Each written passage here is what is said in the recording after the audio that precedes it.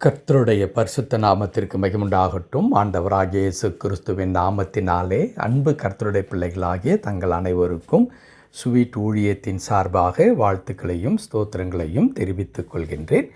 லூக்கா எழுதின நற்செய்தி நூல் 19ஆம் அதிகாரம் 10வது வசனம். லூக்கா 19ஆம் அதிகாரம் வசனம் 10. இழந்து போனதை தேடவும் ரட்சிக்கவுமே மனுஷகுமாரன் வந்திருக்கிறார் என்றார். இழந்து போனதை தேடவும் ரட்சிக்கவுமே மனுஷகுமாரன் வந்திருக்கிறார் என்றார். என் அன்பு கடவுளுடைய பிள்ளைகளே, இந்த வசனத்தில் ஒரு விதமான இந்த யூனிக்னஸ் இருக்கிறது. இதுவரையிலும் நாம் ரியலைஸ் பண்ணாத ஒரு காரியம் இந்த வசனத்தில் புதைந்து இருக்கிறது. அது என்னவென்றால், இந்த 19ஆம் அதிகாரம் என்று எடுத்து கொண்டாலே வேதத்தை வாசிக்கின்ற கடவுளுடைய பிள்ளைகளுக்கு நன்றாக தெரியும். சகேவி என்ற ஒரு மனிதன் இருந்தார். அவர் இயேசு கிறிஸ்துவை பார்ப்பதற்கு மிகவும் ஆசையாக இருந்தார். ஏனென்றால் அதை 3வது வசனத்தில் இப்படி படிக்கிறோம். இயேசு எப்படிப்பட்டவரோ என்று அவரை பார்க்க வகை தேடினான் என்று எழுதியிருக்கு. இந்த சகேவு என்ற ஒரு மனிதன் ஒரு வரி வசூலிக்கின்ற ஆயத்துறையில் ஒரு அதிகாரியாக இருக்கின்ற மனிதன். இவர் எப்படியோ இயேசுவை பற்றி கேள்விப்படுகின்றார். அவருக்குள்ளாக ஒரு ஆசை வருகிறது. இந்த இயேசு எப்படிப்பட்டவரோ என்று பார்ப்பதற்காக அவன் வகை தேடி கொண்டிருந்தான். he was waiting, அல்லது சீக்கிங் ஃபார் தி சான்ஸ் என்று சொல்லுவார்கள். அந்த தருணம் எப்பொழுது வரும், இயேசுவை நான் சந்திப்பதற்கான தருணம் என்று அவர் காத்து கொண்டிருக்கின்றார். திடீரென்று ஒரு நாள் அவர் இருக்கிறதான ஊராகிய இந்த எரிகோ வழியாக இயேசு வருகிறார் என்பதை கேள்விப்பட்டவுடனே வேகமாய் ஓடுகின்றார் இயேசுவை பார்ப்பதற்கு. ஒரு மிகுந்த ஏமாற்றம். காரணம் என்ன? ஜனக்கூட்டம் அப்படியே இயேசுவை சூழ்ந்து கொண்டிருக்கிறது. இவரோ உயரத்தில் சற்று குறைவானவராக இருக்கிறபடியினால் இவரால் என்ன செய்ய முடியவில்லை? இயேசுவை பார்க்க முடியவில்லை. ஆகவே ஏமாற்றத்தோடு வீட்டிற்கு திரும்பி வரவில்லை. மாறாக அந்த கூட்டத்தை தாண்டி அவர் இயேசு வருவதற்குள்ளாக பக்கத்தில் இருக்கின்ற ஒரு காட்டத்தி மரத்தின் மேல் ஏறி உட்கார்ந்து கொள்ளுகின்றார். ஆனால் இயேசு அந்த மரத்தின் அருகில் வந்து நின்று அண்ணாந்து பார்த்து, சகேவே, நீ இறங்கி வா, நான் இன்றைக்கு உன் வீட்டில் தங்க வேணும் என்று பெயர் சொல்லி ஆண்டவர் சகேவை அழைக்கின்றார். மரத்தின் மேல் உட்கார்ந்து கொண்டிருக்கிற சகேவை இயேசுவுக்கு தெரிந்திருந்தது. வீட்டிற்கு வருகிறார்கள், அங்கே அநேக காரியங்கள் நடக்கிறது. ஆனால் அப்படி பேசி கொண்டிருக்கும் பொழுது அங்கே சூழ்ந்திருந்தவர்கள் ஒரு சிலர் சொல்லுகிறார்கள், இவன் எப்படிப்பட்ட பாவி என்பது இந்த தீர்க்கதரிசியாகிய இந்த இயேசுவுக்கு தெரியாதா என்று அவர்கள் குற்றம் பிடிக்கும் பொழுது, அப்பொழுது ஆண்டவர் சொல்லுகிற வார்த்தை தான், இழந்து போனதை தேடுவதற்காகத்தான் மனுஷகுமாராகிய நான் வந்திருக்கிறேன் என்று. இயேசு கிறிஸ்துடைய வருகையின் முக்கிய நோக்கம் என்ன? இன்னொரு வார்த்தையில் சொல்ல வேண்டுமென்றால், கிறிஸ்மஸினுடைய முக்கிய நோக்கம் என்ன என்பதை ஆண்டவர் சகேவின் வீட்டில் உட்கார்ந்து கொண்டு சொல்லுகிறார். இழந்து போனதை, தன் பாவத்தின் நிமித்தமாக கடவுளுடைய உறவை, கடவுளுடைய ஆசீர்வாதத்தை இழந்து தூரமாய் போய் இன்றைக்கு பலவிதமான பிரச்சனைக்குள்ளாக இருக்கின்ற, நரகத்திற்கு நேராய் ஓடிக்கொண்டிருக்கிறதான இந்த தன்னுடைய சாயலில் உருவாக்கப்பட்ட இந்த மனிதர்களை மீட்கும்படியாய், அவர்களுக்காய் தன் ஜீவனை கொடுக்கும்படியாய் இயேசு கிறிஸ்து இந்த உலகத்திலே வந்தார். அதை தான் இன்றைக்கு நாம் கிறிஸ்மஸ் என்று சொல்லி அந்த இரட்சகருடைய பிறப்பின் நன்னாளை நாம் கொண்டாடி கொண்டிருக்கின்றோம். நான் துவக்கத்திலே நான் சொன்னேனே, இந்த வார்த்தையில் ஒரு யூனிக்னஸ் இருக்கிறது என்று. அது என்னவென்றால், இந்த அதிகாரத்தில் இப்பொழுது நாம் வாசித்தவர் நாம் அதை எக்ஸ்பிளைன் பண்ணி கொண்டிருந்த வண்ணமாக சகேவுதான் இயேசுவை தேடி வந்தார் என்று நாம் தொடக்கத்தில் வாசித்து கொண்டிருந்தோம் 3வது வசனத்தில் இருந்து. ஆனால் உண்மை என்னவென்றால், சகேவு இயேசுவை தேடவில்லை, இயேசுதான் சகேவை தேடி வந்தார். நாமல்ல தேடி சென்றது, அவர் நம்மை தேடி வந்திருக்கிறார். இழந்து போனதை தேடவும் ரட்சிக்கவுமே மனுஷகுமாரன் நம்மை தேடி இந்த அவனியில் பாலகனாய் அவதரித்தார். என் அன்பு கடவுளுடைய பிள்ளைகளே, நம்மை தேடி வந்த ஆண்டவர்.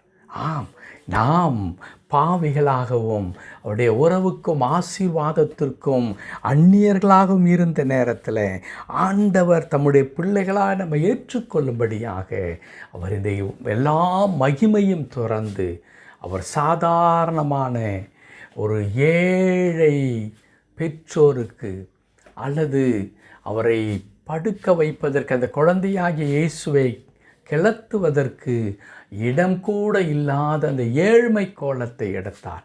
காரணம், கைவிடப்பட்ட தூரத்திலே இருக்கிற உங்களையும் என்னையும் ரட்சிக்கும்படியாக, நம்மை மீட்டெடுக்கும்படியாக. ஏசாயா தீர்க்கதரிசியின் புத்தகத்தில் அற்புதமான ஒரு வசனம் இருக்கிறது. அவர் எளியவனை குப்பையிலிருந்தும் அவர் சிறியவனை புழுதியிலிருந்து உயர்த்துகிறார் என்று சொல்லி. ஆம், குப்பையிலும் புழுதியிலும் கிடக்கின்ற எளியவர்களாகிய இழந்து போனவர்களாக இருந்த நம்மை உயர்த்தும்படியாய் அவர் குப்பைக்கு வந்தார். அவர் புழுதியை ஏற்றுக்கொண்டார், அந்த தாழ்மையை ஏற்றுக்கொண்டார். அற்புதமான ஆண்டவர் சகைவை போலவே நம்மையும் தேடி வந்து நம்மை ரட்சித்திருக்கிற கடவுள். நாம் இவருடைய அந்த ரட்சிப்பிலே நாம் களி கூறும் பொழுது, அந்த ரட்சிப்பை நம்முடைய உள்ளத்தில் ஏற்றுக்கொண்டு அந்த ரட்சிப்பிலே நாம் வளரும் பொழுது, அந்த ரட்சிப்பை நாம் இழக்காமல் காத்து கொள்ளும் பொழுது, கர்த்தர் நம்முடைய வாழ்க்கையில் வைத்திருக்கிற எல்லா திட்டங்களையும் அவர் நிறைவேற்றுவதற்கு அவர் வல்லவராயிருக்கிறார். அன்பு கடவுளுடைய பிள்ளைகளே, நம்மை தேடுவதற்கு ஒருவர் இருக்கிறார். ஒருவேளை நாம் சொல்லலாம், என்னை குறித்து அக்கறை கொள்வதற்கு, என் மீது அன்பு பாராட்டுவதற்கு, என்னை ஒரு பொருட்டாக நினைப்பதற்கு யாருமே இல்லை. ஒரு நாள் என்னிடத்தில் எல்லா வசதி இருந்தது, பணம் இருந்தது, செல்வாக்கு இருந்தது. அப்பொழுது அநேகர் என்னை தேடி வந்தார்கள். இன்றைக்கு ஏதுமில்லாத நிலைமையில் நான் நிற்கும் பொழுது அவர்கள் ஒருவரும் இன்றைக்கு என் பக்கத்தில் வரவே இல்லை என்று சொல்லலாம். என் அன்பு கடவுளுடைய பிள்ளைகளே, யார் உங்களை விட்டு தூரம் போயிருந்தாலும் இல்லையா, எல்லாராலும் வெறுக்கப்பட்ட சகேவை இயேசு கிறிஸ்து தேடி வந்ததைப் போல நம்மை தேடிக்கொண்டிருக்கிறார். நம்மை தேடி வந்தார், நமக்கு வாழ்வளிக்கும்படியாய். சகேவை பார்த்து ஆண்டவர் இப்படி சொல்லுகிறார், இவனும் ஆபிரகாமின் குமாரனாயிருக்கிறானே. இவனும் என்று குறிப்பிடுகிறார். ஏன்? அங்கே இருக்கிற மக்கள் எல்லாரும் அந்த சகைவை என்னவென்று சொல்லிக் கொண்டிருக்கிறார்கள்? இவன் பாவியான மனிதன் என்று சொல்லிக் கொண்டிருக்கிறார்கள். உலகத்தால் வெறுத்து ஒதுக்கப்பட்ட அற்பமாய் நினைக்கப்படுகின்ற இந்த சகைவை பார்த்து இயேசு கிறிஸ்து சொல்கிறார், இல்லை, இவனைத்தான் நான் தேடி வந்தேன், இவனைத்தான் ரட்சிக்கும்படியாய் நான் வந்தேன். இவன் ஆபிரகாமின் குமாரனாக இருக்கிறான், ஆபிரகாமின் பிள்ளையாக, ஆபிரகாமின் ஆசீர்வாதத்திற்கு, ஆபிரகாமுக்கு வாக்களிக்கப்பட்ட அந்த ஆசீர்வாதத்தின் சந்ததியாக இவனை, உங்களால் பாவி என்று சொல்லப்படுகின்ற இவனை, உங்களால் மிகவும் இழிவான மனிதன் இவன் என்று சொல்லி சுட்டி காட்டப்பட்டு எள்ளி நகையாடப்படுகிற இவனை நான் உயர்த்த போகிறேன் என்று சொல்லித் தருகிறார். என் அன்பு கடவுளுடைய பிள்ளைகளே, நம்மை கூட ஆண்டவர் அப்படித்தான் உயர்த்துகிற கடவுள். அவருடைய பிள்ளையாய் அவருடைய கரத்தில் ஒப்பு கொடுத்து விடும் பொழுது, நாம் புழுதியிலே இருந்தாலும், நாம் குப்பையில் இருந்தாலும், நம்மை மேன்மையாய் வைப்பதற்கு, ஆபிரகாமின் ஆசீர்வாதத்திற்கு பங்காளிகளாக நம்மை மாற்றுவதற்கு இயேசு தாமே தாழ்மையின் கோலம் எடுத்தார். இன்றைக்கு கிறிஸ்மஸ் திட்டமிட்டு கொண்டிருக்கிற நம்முடைய வாழ்க்கையில் ஆண்டவருடைய திருச்சித்தம் நம்முடைய வாழ்க்கையில் நிறைவேறுவதற்கு நம்மை அர்ப்பணிப்போம். நம்மை தேடி வந்த ஆண்டவரை நாம் தேடி செல்வோம். யோவான் 1 அதிகாரத்தில் இப்படி நாம் வாசிக்கிறது நமக்கு நன்றாக தெரியும். அவர் சொந்தமானதிலே வந்தார், சொந்தமானவர்களோ அவரை ஏற்றுக்கொள்ளவில்லை. நீங்களும் நானும் ஏற்றுக்கொள்ளும் பொழுது அந்த மாதேவனுடைய மகிமை நம்முடைய வாழ்க்கையிலே பிரகாசிக்கும். ஜெபிக்கலாமா? கிருபை நிறைந்த நல்ல ஆண்டவரே, கர்த்தாவே, எங்களை தேடி வந்த கடவுள், இவ்வளவு நாள் நாங்கள் நினைத்தோம் ஆண்டவரே, சகைவு இயேசு எப்படிப்பட்டவரோ என்று பார்ப்பதற்கு வாஞ்சியாக இருந்தான், ஓடி வந்தான் என்று சொல்லி. இல்லை இல்லை ஆண்டவரே, நீர்தான் இந்த உலகத்தில் சகைவை போல அற்பமாக ஒதுக்கப்பட்ட ஆண்டவரே, வாழ்க்கையில் இல்லாமற் போன ஆண்டவரே, எங்களை தேடி வந்து எங்களை ரட்சித்து எங்களை உயர்த்தி ஆபிரகாமின் ஆசீர்வாதத்திற்கு பங்காளிகளாய் மாற்ற நீர் வந்தீர் ஆண்டவரே. உம்முடைய கிருபைக்காக நாங்கள் உமக்கு நன்றி செலுத்துகிறோம், எங்களை தாழ்த்துகிறோம் கர்த்தாவே. இந்த ஆண்டின் கிறிஸ்மஸ் காலங்கள் வெறும் பண்டிகை கொண்டாட்டமாய் மாறிவிடாதபடிக்கு ஆண்டவரே, சகைவை போல உம்முடைய கரத்தில் ஆண்டவரே, நான் இனி உமக்காக வாழ்வேன் ஆண்டவரே என்று ஒப்பு கொடுக்க கடவுள் கிருபை தாரும். அடியனோடு இணைந்து ஜெபித்து கொண்டிருக்கிற அன்பு கடவுளுடைய பிள்ளைகள் ஒவ்வொருவர் மீதும் அந்த கிருபை வரும்படியாக நாங்கள் ஜெபிக்கிறேன்.